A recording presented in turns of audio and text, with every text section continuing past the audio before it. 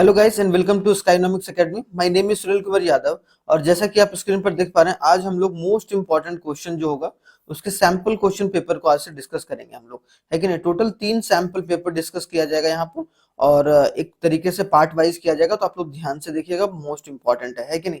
तो पार्ट 1 में हम एमसीक्यू डिस्कस करेंगे, फिर पार्ट 2 में एक तरीके से जो भी इंपॉर्टेंट क्वेश्चन है जैसे कि शॉर्ट आंसर टाइप और लॉन्ग आंसर टाइप को उसको किस तरीके से आप लिख सकते हैं उसको भी डिस्कस करेंगे। और क्वेश्चन विद आंसर है, ठीक है। और जिस तरीके का क्वेश्चन जैसे कि कॉम्पिटेंसी बेस्ड क्वेश्चन बहुत पूछा जा रहा है भाई, या फिर पूछा जाएगा जैसे कि सैंपल पेपर में भी बोला है, ठीक है, सीबीएसई वाले में।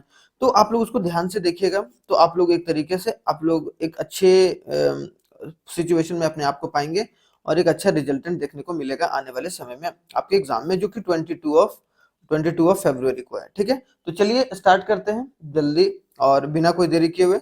और इसमें क्या क्या हम लोग डिस्कस करेंगे, जैसे कि मैंने बताया कि सैंपल पेपर होने वाला है बिजनेस स्टडीज का, जो कि आपका पेपर कोड है 054। और इसमें जो होगा वो शानदार तरीके से पहले हम लोग एमसीक्यू वाला, आज हम लोग एमसीक्यू का पार्ट 1 करेंगे। और जो पार्ट 2 होगा उसमें हम लोग शॉर्ट आंसर टाइप और लॉन्ग आंसर टाइप कि किस तरीके से, मतलब शॉर्ट और लॉन्ग, उसके साथ साथ जो शॉर्ट और लॉन्ग में जो केस बेस्ड स्टडीज पूछे जा रहे हैं उन सब सारे केस बेस्ड स्टडीज को उस तरीके के क्वेश्चंस को करेंगे ताकि आपकी एक प्रैक्टिस हो सके, ठीक है। एक हमने वीडियो भी डाला है planning, organising, staffing, directing, controlling का। एक ही साथ वीडियो डाला है, सारा पांचों पार्ट है उसमें, ठीक है। और एक तरीके से आपको देखने को मिलेगा वहां पर कि 2 घंटे का शायद वीडियो है, ठीक है, 2 आवर्स का वीडियो है। तो 2 घंटे में आपका, जिसमें एक तरीके से 35 प्लस जो नंबर्स है वहां से पूछे जा सकते हैं। तो वहाँ कॉन्सेप्ट आप लोग रिवाइज कर लीजिएगा। अगर आप लोग थोड़ा सा ये मानते हैं कि भाई ये थोड़ा सा, मतलब सर थोड़ा सा धीरे धीरे बोल रहे हैं, तो आप लोग वहां पर यूट्यूब में स्पीड बढ़ाने का रहता है, तो आप लोग 1.25 में सुन सकते हैं, ठीक है। 1.25 में सुनिएगा तो हो सकता है कि आपका वो 45 मिनट्स में पूरा वीडियोस कंप्लीट हो जाएंगे, मतलब एक क्विक रिवीजन के तरीके से आपका वो हो जाएगा, ठीक है। तो चलिए, आई होप सो आपको ये सब सारी चीजें पता चल गई होंगी, ठीक है। इसका जो पीडीएफ होगा वो हम टेलीग्राम पर डाल देंगे, ठीक है। तो टेलीग्राम से भी आप लोग डाउनलोड कर सकते हैं, ठीक है। अगर किसी को टेलीग्राम पर अगर रीच आउट नहीं कर पा रहे तो हमारे व्हाट्सएप नंबर पर भी रीच आउट कर सकते हैं, ठीक है। चलिए स्टार्ट करते हैं पहले एमसीक्यू से। थोड़ा सा बड़ा है तो भड़काऊ है तो इसे भड़कना नहीं है आप लोगों को, क्योंकि ऐसा क्वेश्चन मान लो कि सीबीएसई ने शुरुआत में ही दे दिया कि भाई इतना बड़ा क्वेश्चन, तो आपको पढ़ना नहीं है सारा, आप लोगों को ये देखना है थोड़ा सा एक बार क्विक रिवीजन करके कि या भाई the quiet digital revolution reshaping the lifes of farmer, की डिजिटल रिवोल्यूशन की वजह से क्या हो रहा है, फार्मर्स की लाइफ जो है वो एक तरीके से इंप्रूव हो रही है रिमोट इंडियन विलेजेस में, ठीक है। कि टेक्नोलॉजी का इस्तेमाल करके एक तरीके से वो लोग अब अच्छे तरीके से अपने चीजों को ग्रो कर पा रहे हैं। Farmers grow soybean, wheat, coffee in the small plot of a land as they have done a thousands of years. A typical village has no reliable electricity. Electricity वगैरह, टेलीफोन लाइंस वगैरह नहीं थे, लेकिन farmers are largely illiterates होते हैं, ठीक है। उनको पढ़ना लिखना नहीं आता है, कंप्यूटर एक तरीके से उनको चलाना नहीं आता है। But the farmers in this village are conducting a sea business, लेकिन वो अभी क्या कर रहे हैं, ई बिजनेस कर रहे हैं, ठीक है, through the initiative of E Chaupal and created by the ITC, one of the India's largest consumer products and agri business companies। तो ये सब सारी चीजें आप पढ़ लिए कि रूरल इंडियाज में opportunity to make a direct marketing channel, कि रूरल इंडियाज अगर आप लोग को बढ़ाना है तो रूरल इंडियाज में मार्केटिंग अपॉर्चुनिटी क्रिएट करना पड़ेगा, ठीक है। It is a single largest information technology based of intervention, किसने किया, ई चौपाल एक इनिशिएटिव है और आईटीसी कंपनी ने उसको स्टार्ट करा है। तो यहाँ पर बोला गया है कि based on intervention by the corporate entity in the rural India, transforming the Indian farmers into a progressive knowledge speaking citizen, enriching his knowledge elevate, मतलब एक तरीके से फार्मर को क्या किया जा रहा है, फार्मर को डेवलप किया जा रहा है, फार्मर को एक तरीके से डेवलप किया जा रहा है। तो यहाँ पर आप देखा जाए तो आपका यहाँ पूछा गया है कि लास्ट में देखो, तो सबसे पहले आप लोग को यही पढ़ना है कि identify the objective of the management highlighted in the above question. तो आपको सब दिख रहा है कि सब समाज के बारे में बात हो रहा है, क्या बात हो रहा है, सोशल के बारे में बात हो रहा है। तो इसको पढ़ने में आपको 1 मिनट ज्यादा नहीं लगना चाहिए, ठीक है।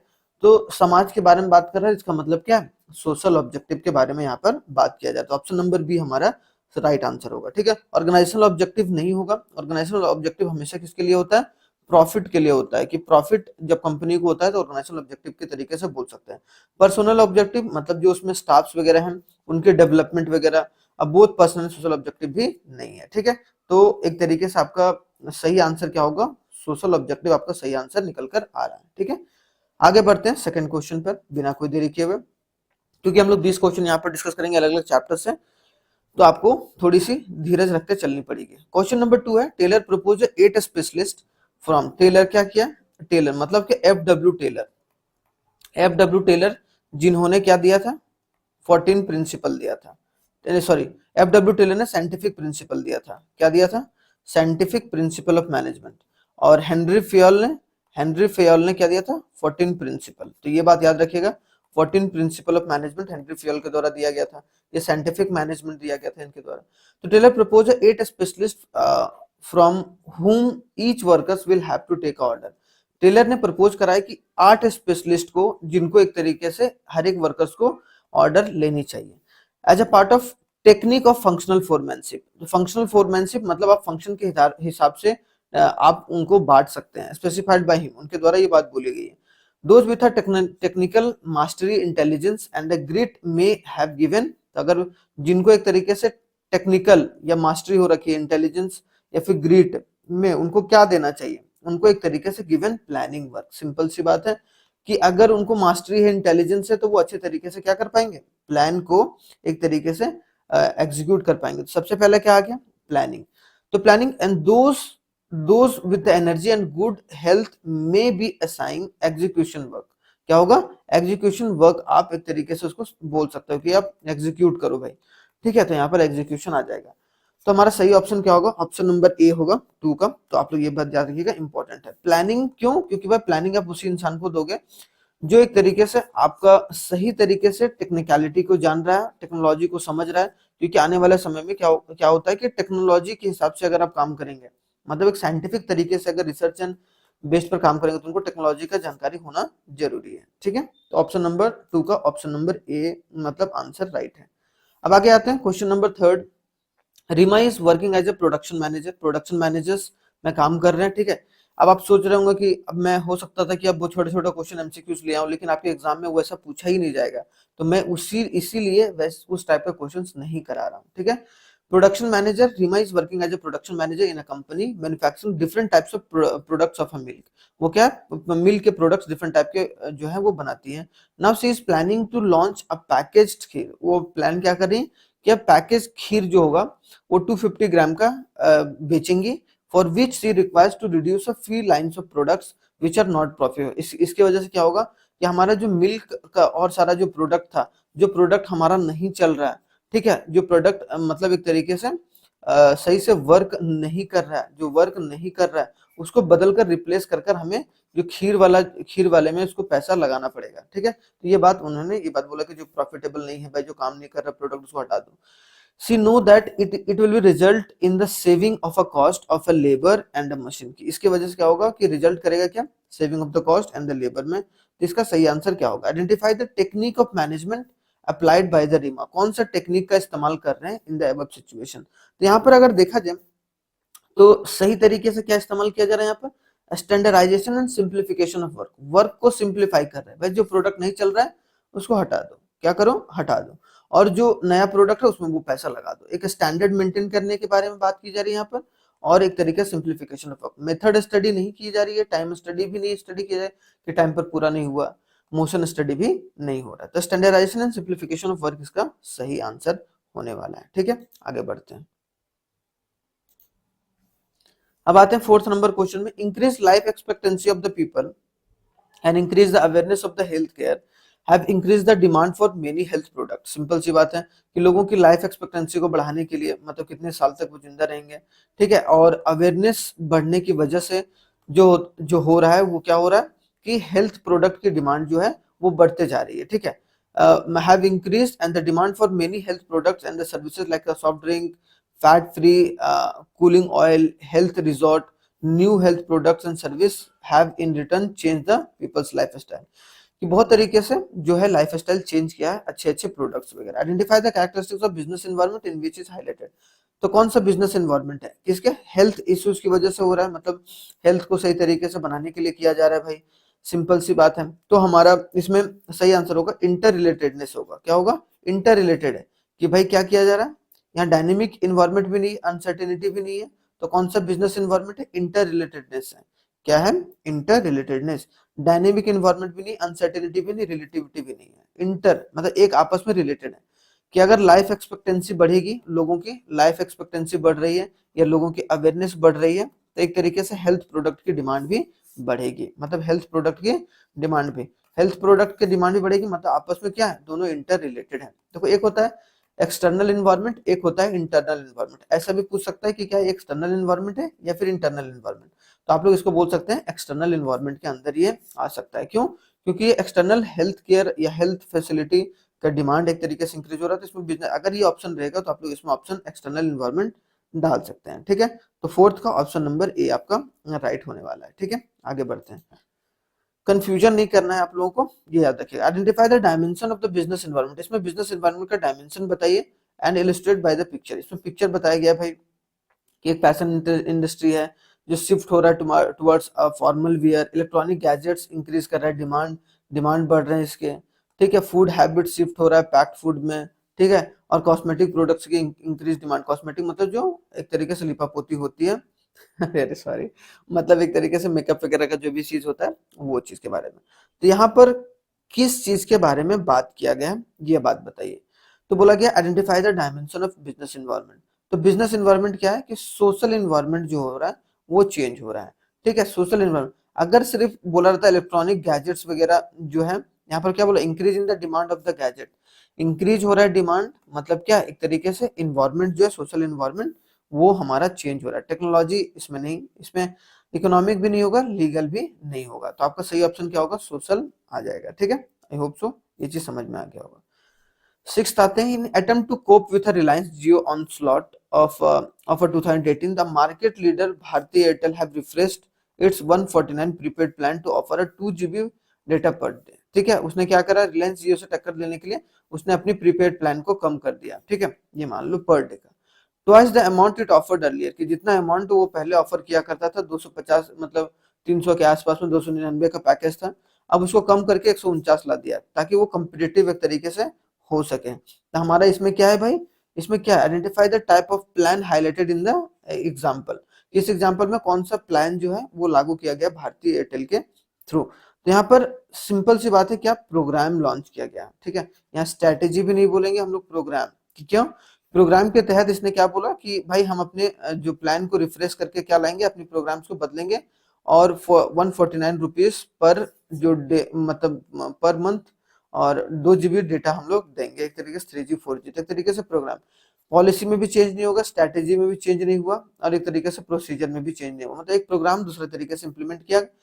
अगर प्रोग्राम सही तरीके से इंप्लीमेंट होता है कोई भी बिजनेस में, तो वो बिजनेस सही तरीके से ग्रो कर सकता है। ठीक है, तो ग्रोथ और स्टेबिलिटी उस बिजनेस में आ सकती है। तो इसके बारे में भी आप समझ के चलना है आप लोगों को। ठीक है, चलिए सिक्स वाला क्वेश्चन हो गया। सेवेंथ आते हैं, सेवेंथ में आते हैं, for the following statement choose the correct option. Statement 1 दिया हुआ है हमारे पास और स्टेटमेंट 2 दिया हुआ है। स्टेटमेंट 1 में क्या बोला गया, training is a job oriented process of a learning new skills and application of knowledge. की ट्रेनिंग क्या है, जॉब ओरिएंटेड प्रोसेस है। कि ट्रेनिंग, अब मान लो कि आप किसी बैंक में काम कर रहे हो, तो आप बैंकिंग सिस्टम की तो ट्रेनिंग लोगे, है कि नहीं। तो उसके वजह से क्या होगा, एक तरीके से आप नए स्किल्स को सीखते हैं और साथ ही साथ आपकी नॉलेज भी एक तरीके से इनहेंस होती है। तो ये दो चीज होता है ट्रेनिंग के थ्रू। यहाँ भी आ गया कि what are the benefits of training of the for the employees. तो they learn the new skills and they get the knowledge of application of knowledge. ठीक है, सेकंड स्टेटमेंट बोला गया development is a career oriented. Development जो career oriented है, तो यहाँ पर एक तरीके से आपको देखने को मिल रहा होगा कि करियर ओरिएंटेड प्रोसेस है और overall growth of the employees है। क्या डेवलपमेंट जो है वो एक करियर जो ओरिएंटेड प्रोसेस है और वो इनेबल कर रहा है। तो both statement 1 and 2 are correct है, क्योंकि सिंपल सी बात है, अगर हम डेवलपमेंट के बारे में सोचेंगे, कोई भी कंपनी का डेवलपमेंट के बारे में तभी बोलेंगे जब उनके अंदर जो जितने भी ह्यूमन रिसोर्स हैं, जितने भी स्टाफ हैं, वो सही तरीके से खुश हैं और उनकी ओवरऑल ग्रोथ जो है वो हो रही है। अगर ओवरऑल ग्रोथ हो रही है तो हम लोग बोल सकते हैं कि वो कंपनी है वो डेवलपमेंट के रास्ते पर चल रही है। तो सेवेंथ का आंसर क्या होगा हमारा, C option, both statement 1 and 2 are correct. ये सही आंसर होने वाला है। ठीक है, तो सेवेंथ वाला ऑप्शन आपको समझ में आ गया। अब आते हैं eighth, read the read the following statement assertion and reasons. ठीक है, assertions A और reasons को R। On no organization can fill all its vacancy from the internal source। क्या बोला गया, कोई भी ऑर्गेनाइजेशन फिल नहीं करती है अपनी वैकेंसी फ्रॉम इंटरनल सोर्स। तो भाई एक बात बताओ कि यहाँ पर एक तरीके से आपको देखने को मिल रहा होगा कि ठीक है, कि no organisation can fill all its vacancy, सारी वैकेंसी तो इंटरनल से सोर्स से तो नहीं भरती है ना, ठीक है, मतलब ये राइट है। The existing staff may be insufficient, or they may not fulfill the eligibility criteria of the jobs to be filled. Select the correct alternative. Simple सी बात है कि आप हर एक जॉब जो होता है ऐसा नहीं कर सकते हैं कि जो पहले लोग काम कर रहे हैं उसी को आप प्रमोट करके और सारे जगहों पर फिल कर पा रहे हैं और नए लोगों की जरूरत है ही नहीं, मतलब न्यू जो एनर्जी है या यूथ की जरूरत आपको है ही नहीं, तो ऐसा नहीं होता है। मतलब इसका करेक्ट एक्सप्लेनेशन है, मतलब जो बोला जाएगा both assertion and reasons are true, true assertion and reason are true, and reason जो दिया गया है आर इस करेक्ट एक्सप्लेनेशन दिया गया है कि भाई जो होगा the existing staff may be insufficient हो सकता है सारे काम को करने के लिए, इसलिए हमें नए नए एम्प्लॉयज को हायर करते रहते हैं ताकि वो एक इन्वायरमेंट बना रहे, ठीक है। तो ये बात याद रखिएगा, इंपॉर्टेंट है। assertion और रीजन बेस्ड क्वेश्चन आएगा ही आएगा, तो आप लोग इसको ध्यान से देखिएगा ताकि आपकी प्रैक्टिस भी होते चले उसी तरीके से, ठीक है। आगे बढ़ते हैं 9th नंबर क्वेश्चन में। Joining a job market, job marks a beginning of socialisation of employees, कि जैसे ही कोई भी बंदा जो जॉब है वो एक तरीके से ज्वाइन करता है तो वो सोशलाइज हो जाता है। सोशलाइज मतलब क्या, समाज से घुलना मिलना शुरू हो जाता है और समाज में एक अलग तरीके का इज्जत मिलना शुरू हो जाता है। The employees is given a brief presentation, क्या brief representation about a company के बारे में कि ब्रीफ इंफॉर्मेशन दे रही है, and is introduce to his superior, और उसको क्या करना है, सुपीरियर के साथ इंट्रोड्यूस कराना है, ठीक है, सबऑर्डिनेट्स एंड द कॉलिग्स, ताकि वो एक तरीके से सोशलाइज हो जाए। He has taken around a work place, वो गया भाई वर्क प्लेस पर गया, and given a change of job and which he has been selected, उसने देखा कि जो given a change in a job, कि उसकी जॉब में कुछ चेंजेस आई है जो उनको बोला गया था, ठीक है। तो he has taken around a work place and given the change of job for which he have selected, this process is familiarisation is very crucial and may have lasting the impact of decision and stay the job performance। Simple सी बात है कि भाई वो अपनी job को वहां पर चेंज होता हुआ पाया, मतलब जो पहले काम कर रहा था उस अलग तरीके का इन्वायरमेंट देखा कि सारे लोगों से इंट्रोड्यूस किया जा रहा है वहां पर पूरे तरीके से, ठीक है। तो identify the two concept of one function of management highlighted, कि दो कॉन्सेप्ट ऑफ एक फंक्शन ऑफ मैनेजमेंट बताइए कि जो कि एक तरीके से किया गया है, ठीक है। तो यहाँ पर दो काम किया गया, क्या काम किया गया भाई, एक तो प्लेसमेंट दिया गया उसको और एक ओरिएंटेशन। ओरिएंटेशन का मतलब होता है आपको जान पहचान कराना या कंपनी के बारे में आपको बताना, या कंपनी में पहले से लोग जो हैं उनसे एक तरीके से मिलाप कराना। तो ट्रेनिंग के बाद आपका ओरिएंटेशन होता है, क्या होता है, ट्रेनिंग के बाद होता है, ट्रेनिंग के बाद आपका प्लेसमेंट होता है, अब प्लेसमेंट के बाद आपका ओरिएंटेशन। तो यहाँ प्लेसमेंट के बारे में बात हुआ, प्लेसमेंट के बाद आपको ओरिएंटेशन दिया जाता है कि कंपनी में किस किस तरीके के लोग पहले से काम कर रहे हैं। तो हमारा 9 का ऑप्शन नंबर ए जो होगा वो राइट होगा, प्लेसमेंट। ट्रेनिंग एंड डेवलपमेंट नहीं है यहाँ पर, कंपनसेशन की बात भी नहीं हो रही, करियर प्लानिंग के बारे में बात नहीं हो रही है, ठीक है। ओरिएंटेशन के सबसे मिलाया जुलाया जा रहा है ताकि वो एक तरीके से अच्छे तरीके से जॉब में सेट हो सके। 10th नंबर क्वेश्चन आते हैं, match the following and choose the correct option. Match the following कीजिए, standard of goods performance, performance और फॉर्मल एरियाज क्या होगा बिजनेस का। लेबर है, labour relation, labour labour turnover, तो लेबर टर्नओवर तो क्या हो गया भाई यहाँ पर, तो हमारा वन का जो दिख रहा है लेबर हो गया, एब्सेंटीज हो गया, वो सब सारी चीजें एक तरीके से मैनेजमेंट की जा रही है। मतलब क्या किया जा रहा है, एक तरीके से इनको मैनेज करने के बारे में, तो ह्यूमन रिसोर्स मैनेजमेंट यहाँ पर आ गया, ठीक है। मतलब पहला का सी होगा, तो पहला का हमारा ऑप्शन नंबर सी आपको देखने को मिल रहा है, ठीक है। यहाँ भी पहला सी है, तो देखते हैं इन दोनों में, क्योंकि ये दोनों आप तो गलत हो गया, तो पहला का सी होगा क्योंकि लेबर रिलेशन, टर्नओवर कितना, लेबर कितना आ रहा है कितना जा रहा है, कितने एब्सेंट हैं, तो ह्यूमन रिसोर्स एचआर, जो एचआर टीम की डिपार्टमेंट होती है वो काम करती है।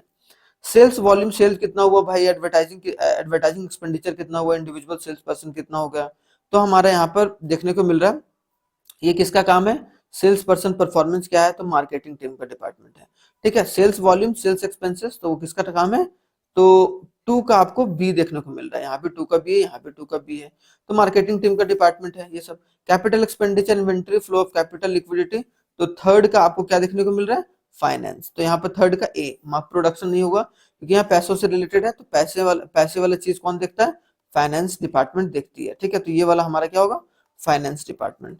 तो फाइनेंस हो गया, तो यहाँ पर ये वाला चीज गलत है, तो आपका ये वाला सही राइट है। अब 4 का ए होगा क्योंकि क्वालिटी क्वांटिटी कौन सा दिखता है, प्रोडक्शन टीम दिखती है कि भाई क्या क्वालिटी क्या है, क्वांटिटी कितनी जानी है, इंडिविजुअल का ग्रोथ का परफॉर्मेंस कैसा है, तो वो सब तुम्हारा ऑप्शन नंबर बी होगा, वो आपको राइट होता हुआ देखने को मिल रहा है। तो ऐसे भी मैच द फॉलोइंग आ सकता है, तो आप फटाफट ये काम कर सकते हैं, ठीक है। अब आते हैं 11th नंबर क्वेश्चन पर। Rijul Bhattacharya have living his job wanted to start a private limited company. Riju Bhattacharya है वो अपनी जॉब को छोड़कर एक प्राइवेट कंपनी स्टार्ट करना चाह रहा है अपने बेटे के साथ, ठीक है। His son has keen that a company में start manufacturing of mobile phones. उसका उसका बेटे का ये चाहना है भाई कि भाई मोबाइल फोन्स की मैन्युफैक्चरिंग स्टार्ट करेगा। सम यूनिक फीचर्स उसमें डाला जाएगा। And Rijul Bhattacharya felt that mobile phones are prone to quick obsolescence and heavy fixed capital investment. अब जो रिजुल है वो क्या क्या बोल रहा है कि भाई बहुत ज्यादा पैसा लगेगा, फिक्स्ड कैपिटल बहुत लगेगा, आपको बहुत सारी मशीनें, बहुत सारे कैपिटल वगैरह आपके इन्वेस्ट करने पड़ेंगे, बड़े बड़े कंपनीज हैं वो आपको खा सकती हैं, ठीक है। And requires a regular business, और यहाँ पर क्या कि and would be required regularly in this business, ये सब हमेशा से आपको बड़ी पैसा है क्योंकि आप मोबाइल फोन बना रहे हैं तो आपको बड़ी बड़ी जो आपको ऑर्डर्स वगैरह देनी पड़ेंगे, ठीक है। Therefore he convinced his son to start a furniture business, इसीलिए वो अपने बेटे को क्या कन्विंस कर लिया कि हम लोग फर्नीचर बिजनेस को स्टार्ट करेंगे, ठीक है। मोबाइल फोन की बिजनेस को उसने टाल दिया क्योंकि भाई इसमें दिक्कत आ सकता है, फिक्स्ड कैपिटल बहुत ज्यादा लगेगा। Identify the factor affecting the fixed capital requirement which is made by the Rijul Bhattacharya to choose the furniture business over a mobile phone. तो कौन सा कैपिटल स्ट्रक्चर के बारे में बात किया जा रहा है यहाँ पर, कौन सा फिक्स कैपिटल रिक्वायरमेंट के बारे में बात हो रहा है, विच मेड रिजुअल भट्टाचार्य, जिसकी वजह से रिजुअल भट्टाचार्य ने फर्नीचर का बिजनेस चुना मोबाइल फोन्स के ऊपर। तो इसका सिंपल सी बात है टेक्नोलॉजी अपग्रेडेशन, सिंपल सी बात है कि भाई टेक्नोलॉजी है वो हर 2 महीने में चेंज होते रहता है, 2 मंथ्स में चेंज होते रहता है, ठीक है। और उसमें अपग्रेड करना आपको अब आपको बहुत ज्यादा पैसा चाहिए, फिक्स्ड इन्वेस्टमेंट बहुत ज्यादा चाहिए, जिसके लिए आप तैयार नहीं हो अभी। इसीलिए आपको एक ऐसा बिजनेस चुनना चाहिए जिसमें आपको फिक्स्ड कैपिटल जो है वो एक तरीके से ज्यादा ना लगे, एक ही बार लगे, बार बार आपको चेंज करने की जरूरत नहीं है। तो टेक्नोलॉजी बिजनेस के रिक्वायरमेंट के बारे में यहाँ पर बात की जा रही है। तो 11 का ऑप्शन नंबर बी आपका सही उत्तर होगा, ठीक है। आगे बढ़ते हैं। देखो इसमें ना बहुत सारी चीजें आपको सीखने को मिल रही होंगी, है कि नहीं। 12 बोला गया in a paint industry various raw materials are mixed in the different proportion with a petroleum for manufacturing a different kinds of paint, ठीक है। पेंट इंडस्ट्री में बहुत सारे रॉ मटेरियल को मिक्स किया जाता है पेट्रोलियम प्रोडक्ट्स के साथ ताकि डिफरेंट काइंड्स ऑफ पेंट्स को तैयार किया सके। One specific raw material is not readily and regularly available to the paint manufacture companies. तो बोलन paint is also facing a problems and because of there is the time lag between the placing and the order the actual receipt of materials, but the once it received the raw material it takes a less time to converting is finished good, ठीक है। तो मतलब एक तरीके से जो उसको माल वगैरह रॉ मटेरियल नहीं मिल रहा है, लेकिन जैसे ही उसको रॉ मटेरियल मिला तो तुरंत ही फिनिश्ड गुड में उसको बदलकर सामान को बेच सकता है। तो ये बात बोलेगी identify the factor affecting the working capital requirement in of this industry. इसका एक तरीके से क्या वर्किंग कैपिटल मतलब आइडेंटिफाई द फैक्टर अफेक्टिंग, कौन कौन से फैक्टर है जो अफेक्ट कर रहा है इसका एक तरीके से वर्किंग कैपिटल रिक्वायरमेंट को। तो वर्किंग कैपिटल रिक्वायरमेंट को availability of raw material, simple सी बात है कि रॉ मटेरियल अवेलेबल होनी चाहिए भाई। नेचर ऑफ बिजनेस, क्योंकि हमेशा इसको एक अलग अलग प्रोडक्ट्स को जरूरत होगा ताकि अलग अलग डिमांड्स को वो पूरा कर सके प्रोडक्शन साइकिल को बनाने के लिए। तो ऑल ऑफ द अबव इसका सही आंसर होगा क्योंकि ये सब सारे फैक्टर्स हैं जो कि वर्किंग कैपिटल रिक्वायरमेंट को अफेक्ट कर सकते हैं, ठीक है। Nature of the business, production cycle, availability of raw material, सारी चीजों के बारे में बात की गई है। 13th आते हैं। X Y limited is registered with authorise capital of 10 crore. क्या 10 करोड़ के साथ वो ऑथराइज कैपिटल के साथ वो क्या एक तरीके से बैठी हुई है। The company paid up a capital of 6 crore, और एक कंपनी है उसने कितना कैपिटल पे किया 6 crore. Company was facing a shortage of fund, और कंपनी को शॉर्टेज फंड की हो गए। The management of the company decided to raise a fund issues of 1 lakh equity shares of each 100। मतलब उसने सोचा कि भाई अब 10 करोड़ की तो एक तरीके से कमी पड़ रही है हमें, तो 1 लाख उसने इक्विटी शेयर्स जो 100 रुपया एक तरीके से उसने इशू कर दिया। The issue was fully subscribed, और जो इशू है वो पूरे तरीके से सब्सक्रिप्शन बेस्ड था कि पहले एक तरीके से हो गया। And after this he realise that the funds raised are excess of the actual requirement. बाद में इसको पता चला कि फंड हमने एक्सेस रेज कर लिया, कि जितना चाहिए भी नहीं था उतना, क्योंकि अगर इन दोनों को इनटू करोगे तो एक तरीके से आपको 10 लाख आ जाएगा, 10 करोड़ आ जाएगा। अब 10 करोड़ और 6 करोड़ मतलब 16 करोड़ हो गया। इसको रिक्वायरमेंट कितनी थी, मतलब registered with an authorised capital of 10 crore, ठीक है। The concept which was not considered, इसमें कौन सा कॉन्सेप्ट है वो कंसिडर नहीं किया गया company before deciding the amount of the fund to be raised is, कौन सा कि जो रेज करने फंड को रेज करने से पहले उसने किस बात पर ध्यान नहीं दिया। तो किस बात पर ध्यान नहीं दिया भाई, तो एक तरीके से जो है फाइनेंशियल प्लानिंग, कि उसने फाइनेंसिंग की प्लानिंग नहीं करी सही तरीके से, है कि नहीं, कि कितना पैसा रेज करना है, कहाँ से रेज करना है, तो ये फाइनेंशियल प्लानिंग बहुत इंपॉर्टेंट है, ठीक है। Financial financial financial planning financial planning बहुत जरूरी है, ठीक है। फाइनेंशियल प्लानिंग बहुत जरूरी है, तो इसमें फाइनेंशियल प्लानिंग एक तरीके से मिसिंग है, ठीक है। 14th नंबर क्वेश्चन आते हैं, higher dividend per share is associated with, higher dividend कब मिलता है भाई, पर शेयर, मतलब पर शेयर का। तो यहाँ पर आपको देखने मिलेगा high earning, high cash flow, stable earning and low growth, lower growth opportunity. Simple सी बात है, अगर हाई ग्रोथ होगा, हाई आपका कैश फ्लो होगा, तो उसमें हायर डिविडेंड पर शेयर आपको एक तरीके से मिल सकता है। लोअर ग्रोथ और स्टेबल अपॉर्चुनिटी, मतलब लोअर ग्रोथ है और स्टेबल अर्निंग है, तब भी एक तरीके से आपको higher dividend per share associate होता है इससे, ठीक है। तो हमारा ऑप्शन नंबर सी इसका राइट होगा, सीधा सा आंसर है। ऐसा क्वेश्चन आप लोग रट जाइएगा, बहुत इंपॉर्टेंट है ऐसा टाइप में क्वेश्चन, ठीक है। अब आते हैं 14 के बाद 15 में आते हैं, बहुत बड़ा बड़ा है ये। तो यहाँ पर एबीसी इशू हुआ prospectus of subscription of shares of 500 crore, 500 crore के लिए सब्सक्रिप्शन उसने लाया 2008 में। The issue was over subscribe, और जो उसका उसने सब्सक्रिप्शन मॉडल जो अपनी शेयर्स का इशू करा, उसको 20 टाइम्स जो है ओवर सब्सक्राइब हो गया। Company issue share for application of pro रेटा बेस्ड, मतलब एक तरीके से कि उसने सारे को एक तरीके से कुछ ना कुछ जो शेयर्स है वो बांट दिए। लेटर सेबी इंस्पेक्ट, सेबी जो security and exchange board of India है, जो कि कंपनी के पूरा शेयर्स इशू कितना कर रहा है क्या नहीं कर रहा है उस पर एक तरीके से नजर गड़ाए रखती है। तो prospectus found some misleading statement about managing of the management of the company in it, ये कुछ ना कुछ तो गड़बड़ है भाई, सारे लोगों को कैसे मिल गया या फिर इतना ओवर सब्सक्राइब कैसे हो गया। SEBI impose the penalty of 5 crore, SEBI ने कितना इम्पोज करा 5 करोड़, और and band it's three executive directors, और बैन कर दिया 3 एग्जीक्यूटिव डायरेक्टर्स को in dealing in security market for 3 years, 3 साल के लिए उसको बैन कर दिया गया। Identify the function and types perform by the SEBI. अब सिंपल सी बात है भाई, security and exchange board of India, इसका फुल फॉर्म भी होता है security and exchange board of India.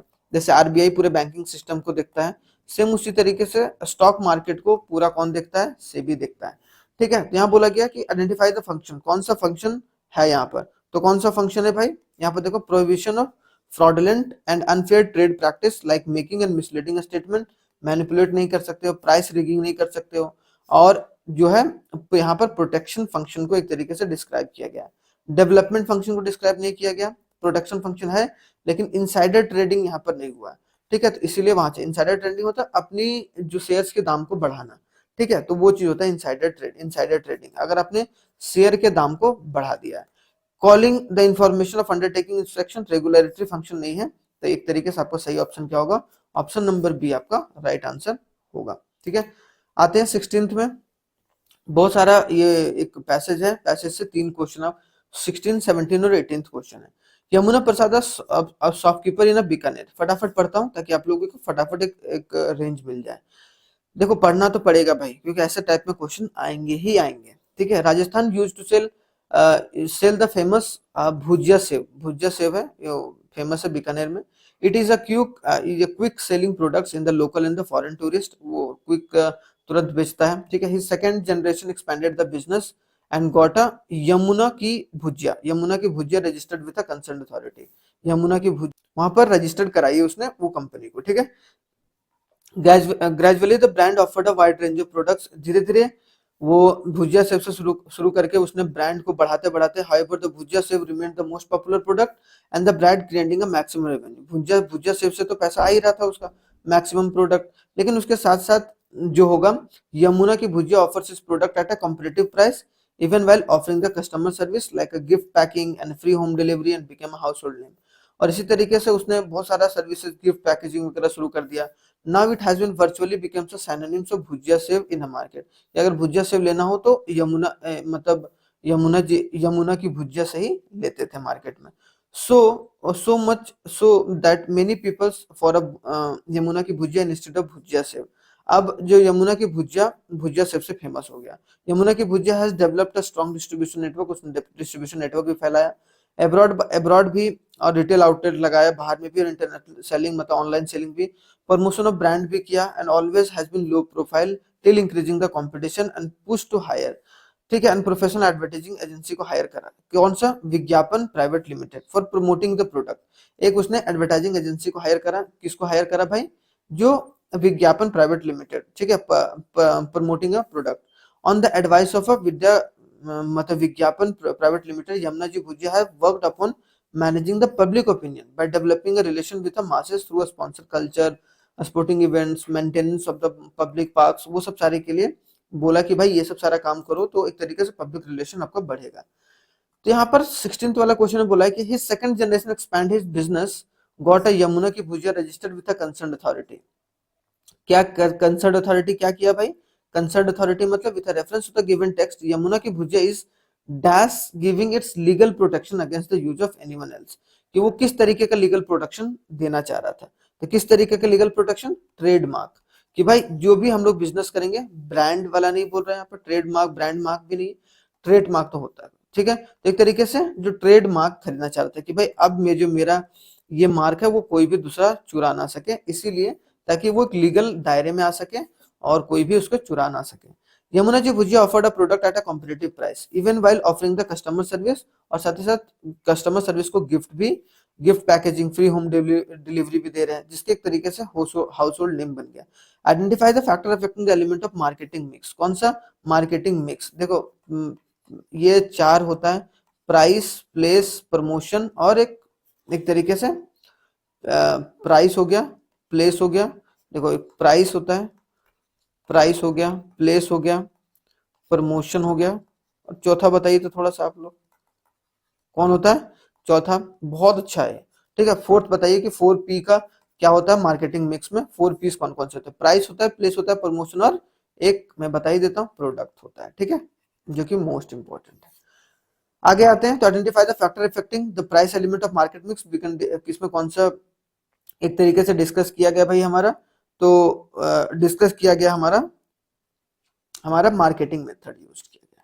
क्या किया गया? मार्केटिंग मेथड का इस्तेमाल। ऑब्जेक्टिव का नहीं, कंपटीशन का नहीं, एक्सटेंट ऑफ कंपटीशन नहीं, प्रोडक्ट मार्केटिंग मेथड, कि भाई अगर हाउस होल्ड को आप गिफ्ट दोगे, फ्री डिलीवरी दोगे, तो एक तरीके से वो और भी अच्छे तरीके से आपसे प्रोडक्ट लेगा, ठीक है। तो 17 हो गया। 18 पर आते हैं। Yamuna ji bhujia have develop a strong distribution network in the India and abroad by setting a retail outlet and reaching out a customer through internet selling। Internet selling के थ्रू मतलब ऑनलाइन सेलिंग वगैरह कर रहा है। Identify the decision related to the element of marketing mix, इसमें कौन सा marketing mix का इस्तेमाल हुआ है, ठीक है। इसमें कौन सा इस्तेमाल हुआ है? रिगार्डिंग अ चैनल और इंटरमीडिएट, सिंपल सी बात है। इसमें चैनल का इस्तेमाल किया है, अपना चैनल का इस्तेमाल किया, मतलब किस तरीके से हम प्रोडक्ट को प्लेस करें और चैनलाइज करें और इंटरमीडिएटरीज को आगे लेकर चलें, इसके बारे में यहाँ पर बात किया गया है, ठीक है। तो ये बात याद रखिएगा, इंपॉर्टेंट है अलग अलग चैनल का यूज करना। 19 है, your mother purchase a washing machine, आपकी मदर ने वॉशिंग मशीन परचेज करा 10,000 में from N authorised dealer of the manufacturer with the oral guarantee. उसने क्या करा? ओरल गारंटी के साथ एक तरीके से आपको बोला कि हाँ भाई गारंटी देते हैं, and will be replaced a new one if it's part become defective in 3 month, कि 3 मंथ्स में अगर डिफेक्टिव हो जाएगा तो एक तरीके से हम बदल देंगे। From the date of purchase, oral दिया है, ये याद रखना, ओरल, और ओरल का कोई वैल्यू नहीं होता है, वो बात पता होना चाहिए। The motor of the machine was burn within 15 days, और मोटर क्या हुआ? 15 दिन में खराब हो गया। On complaining the seller refuse to replace it, और जैसे ही कंप्लेन करी आपकी मम्मी ने तो एक तरीके से वो मशीन को रिप्लेस करने से मना कर दिया। Name the redressal agency under the consumer protection act where the mother can file a complaint, कौन सा रिड्रेसल एजेंसी के अंदर जो मदर होंगी वो एक तरीके से कंप्लेन करेंगे, फाइल, ठीक है। अब यहाँ पर जो फाइल कंप्लेन करने वाली बात है, तो यहाँ पर आप सबसे पहला जो होगा वो फाइल कंप्लेन किस में होगा? फाइल कंप्लेन होगा डिस्ट्रिक्ट कमीशन में। देखो डिस्ट्रिक्ट कमीशन में होगा कंज्यूमर प्रोटेक्शन एक्ट के तहत, ठीक है। डिस्ट्रिक्ट कमीशन में होगा, क्या होगा? डिस्ट्रिक्ट कमीशन में सबसे पहले, ठीक है। उसके बाद आप स्टेट कमीशन में जा सकते हैं, उसके बाद आप नेशनल कमीशन में जा सकते हैं। तो 3 कमीशन है जिसके थ्रू आप एक तरीके से चैनलाइज कर सकते हैं, ठीक है। For following statement chosen by the correct option, National Commission has a jurisdiction to the entertainment complaint about the value of the goods and service paid in the consideration exceeds a 10 crore, कि अगर 10 करोड़, ठीक है, simple सी बात है कि national commission में वही सब सारे केस सुने जाते हैं जो कि 10 करोड़ से ज्यादा रुपयों का केस है। If any of the parties are not satisfied in order of national court commission can appeal such an order to supreme court. बिल्कुल सही बात है कि अगर नेशनल कोर्ट में या नेशनल कमीशन में आप देखो, डिस्ट्रिक्ट कमीशन होता है, स्टेट कमीशन होता है, नेशनल कमीशन होता है। अगर नेशनल कमीशन में भी आप संतुष्ट नहीं होंगे तो आप कहाँ जा सकते हैं? एक तरीके से आप सुप्रीम कोर्ट जा सकते हैं। तो यहाँ पर एक बात बोली गई है कि वो हाँ आप सुप्रीम कोर्ट में जा सकते हैं with in 30 days of such order, कि आप अगर मान लो कि आपका जो केस है वो 10 करोड़ से ज्यादा का केस है और आप नेशनल कमीशन से खुश नहीं है उसके डिसीजन से, तो आप 30 डेज के अंदर जो डेट इशू हुआ उसके बाद आप उसके अंदर आप कहाँ सुप्रीम कोर्ट में अपील कर सकते हैं। तो हमारा इसका 20 का आंसर क्या होगा, both statement 1 and 2 are correct. Simple सी बात है। 10 करोड़, देखो 1 करोड़ से कम वाला केस जो होता है वो डिस्ट्रिक्ट कोर्ट में सुना जाता है। 1 करोड़ से 10 करोड़ के बीच में किससे कहाँ सुना जाता है, एक तरीके से आपका नेशनल कमीशन नहीं सॉरी स्टेट कमीशन में। और 10 करोड़ से ज्यादा का केस जो होगा वो आपका कहाँ सुना जाएगा, नेशनल कमीशन में।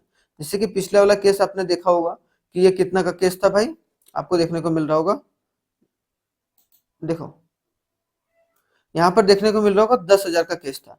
तो 10,000 का केस था तो कहाँ पर, सॉरी डिस्ट्रिक्ट कमीशन में। ठीक है, तो ये बात याद रखिएगा, इंपॉर्टेंट है। ठीक है, आगे बढ़ते हैं अब। तो यहाँ तक हमारा समाप्त होता है। हम लोग सैंपल पेपर जो 2 होगा वो बहुत ही जल्दी डिस्कस करेंगे। सैंपल पेपर 2 नहीं, मतलब सैंपल पेपर 1 का पार्ट 2, जिसमें शॉर्ट आंसर और लॉन्ग आंसर भी डिस्कस किया जाएगा। ठीक है, तो धीरे से आप लोग देखिएगा ताकि आप लोग का बहुत सारा क्वेश्चन जो होगा वो एक तरीके से आपका यहाँ से बन सकता है। ठीक है, थैंक यू वेरी मच, जय हिंद, मिलते हैं नेक्स्ट वीडियो में।